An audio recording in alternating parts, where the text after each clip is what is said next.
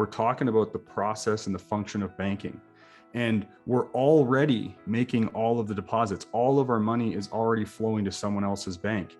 And if I flow all that money to someone else's bank, then all I can access and all I can use is what is there.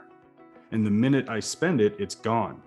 But if I'm capitalizing a system that will grow and compound over time while maintaining access to that capital without interrupting that compounding effect, 5, 10, 15, 20 years down the road, there's going to be a lot more capital in the system than what I've actually deposited. And now as I keep adding fuel to that system, it's just going to grow by more and more and more than what I'm depositing. I don't know any checking accounts on planet Earth that work that way, Liz. Usually when I put in the money in the checking account, that's all that's there. And when I wake up tomorrow, it's either the same balance or a little bit less because I might got dinged with a service fee, right? Hi there, welcome. Today we're going to be talking about becoming your own banker for families. So how does that work? Becoming your own banker? How do we get started? What are the steps that we need to take? What are some of the things that we need to consider? My name is Vern McCarty. I'm an authorized infinite banking practitioner through the Nelson Nash Institute, and I'm a member of the Ascendant financial team. And I'm here with my amazing, fantastic colleague, Liz Lamond. Thanks, Vern. I think we're going to start with the conversation talking about the fact that when they think about an insurance product, they're thinking about usually the primary income earner for the family. And while that's a really important place to start, we wanted to talk today about how this can be applied across the entire family spectrum. So whole life insurance can be put in from 16 days old right up through to 85 years old. So we've got the whole spectrum. What you referred to is whole life insurance, which everybody on our team, what we refer to as a dividend paying participating whole life insurance policy, we refer to that as a tool. So we're talking about the process of becoming your own banker and implementing the process of banking. Well, if there's a process, then there's also, we need a tool to implement that process. And there's many tools that you could probably use to implement the process. Just like, I could cut my lawn with a pair of scissors, but I'm probably better to have a ride-on mower. I like to refer to my whole life policy system for my family as our ride-on mower for implementing the process of becoming your own banker. If this is new to you and you want to learn more about the process of becoming your own banker, this is the granddaddy of them all. This is the book that we learn from and that we study out of and we coach our clients on. So if you want to get a copy of that book, I'd recommend that you do so, and you can find a link to that in the description below. So whole life insurance is really important. And to Liz's point, a part of our process is obviously to make sure that we have a conversation with our clients about how much life insurance do they need on their lives. But our primary objective is to solve for the banking equation. And the way that we do that is by using a tool called dividend paying participating whole life insurance. And to Liz's point, I've got everybody in my family insured. Isn't that right, Liz? Yeah, that's right. Myself as well. And I think, let's go beyond why we would put insurance on children. In terms of what we're teaching people how to create banking systems for their children. So it's something that the adult will be the owner of, but the life insured will be the child. And that you're able to use that in the same way that you can use policies where you're the owner and the life insured. And that's creating some savings and a banking system that you can use for your children's education and any expenses that come up in the meantime. But it's also something that they can use beyond their education. So when they're buying their first car or putting a deposit down on a home. So understanding that the needs for financing for your kids is going to be long-term, just like they are for yourself. And so creating a system that will be long-term for them, and they're going to get the benefits of compounding over a long period of time. It just is a game changer in terms of what you're creating, in terms of creating wealth for your family. Let's talk about the kids for a moment. Well, we have kids doing what these days? Kids are playing hockey. Kids are going to summer camps.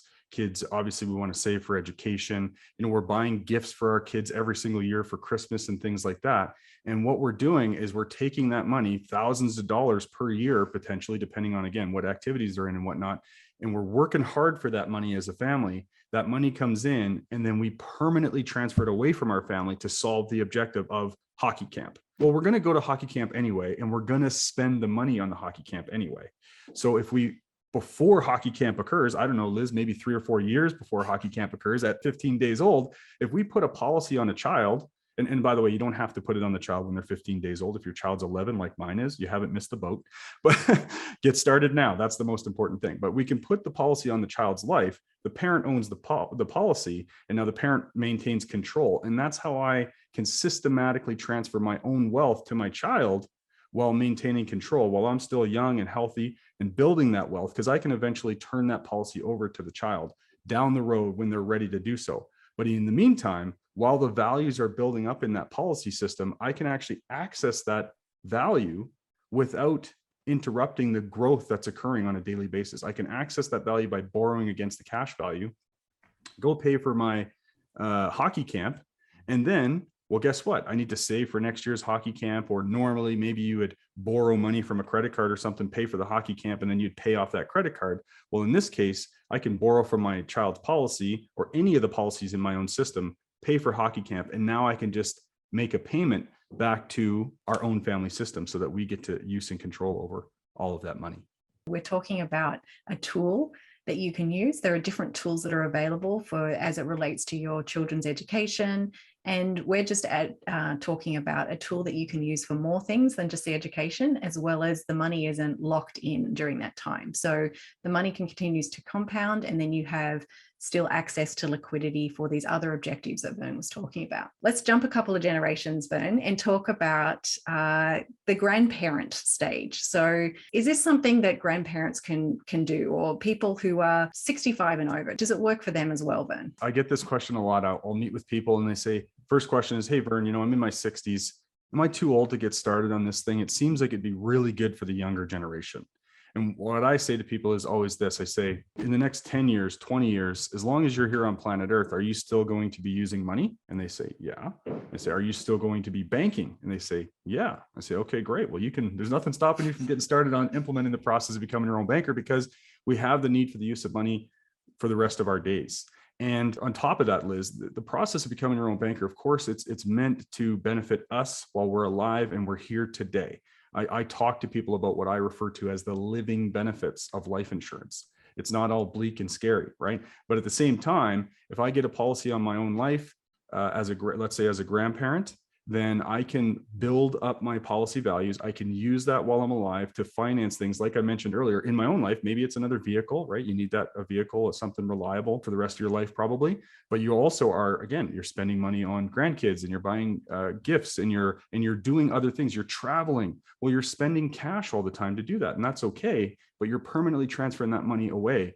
And one of the most unique, I think, and beautiful things about the process of becoming your own banker is it's about being able to do things for yourself today, but also to be able to keep the wealth in the family, the money that would otherwise be transferred away, and create a multi-generational wealth effect. So while I'm older, maybe, and I'm implementing the process, I can, access those values while I'm alive and enjoy those experiences. But all the while, I'm still building a large permanent death benefit so that there's a windfall of capital that will transfer to the next generation to take care of any of my terminal tax liabilities or anything that occurs when death inevitably happen. And then I'm still leaving a windfall of cash for the next generation. And because we're practicing the concept of becoming your own banker, that next generation is going to know exactly what to do with that money and not allow that inheritance to get squandered like it does in most cases. Everybody has different kinds of family compositions. And something that comes up for me quite a bit is people say, well, I don't actually have anybody that I want to pass on a death benefit for. So does this actually even make sense for me?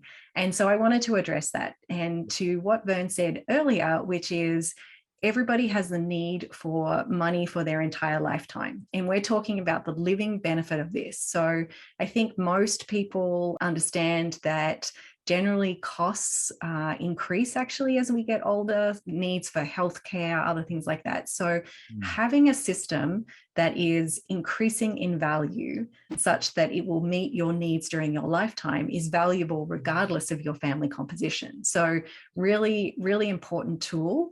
And also, I think, I often speak to people about there may be a charity or an organization or somebody else that you want to make sure gets the benefit when you pass on. So there's lots of options as to what you can do with the death benefit, but also understanding that the main focus is the living benefit and the need for a growing pool of capital during your lifetime that you can access. We're not talking about an investment. We're not talking about taking money and putting it into an investment and having the investment grow. We're talking about the process and the function of banking. And we're already making all of the deposits. All of our money is already flowing to someone else's bank. And if I flow all that money to someone else's bank, then all I can access and all I can use is what is there. And the minute I spend it, it's gone. But if I'm capitalizing a system that will grow and compound over time while maintaining access to that capital without interrupting that compounding effect, 5, 10, 15, 20 years down the road, there's going to be a lot more capital in the system than what I've actually deposited. And now as I keep adding fuel to that system, it's just going to grow by more and more and more than what I'm depositing. I don't know any checking accounts on planet Earth that work that way, Liz. Usually when I put in the money in the checking account, that's all that's there. And when I wake up tomorrow, it's either the same balance or a little bit less because I might got dinged with a service fee, right? What we certainly don't want is a dwindling pool of capital, right? We want an increasing pool of capital. Really, really important. So let's kind of wrap it up, Vern, and say, you know, it doesn't matter of the stage of life in terms of where you're at. This is a tool that can work for wherever you are on that spectrum of a family's different stages of life, including whatever your family composition is. If you'd like to learn more about how this process can apply to you, please click on the link that's appearing beside the video.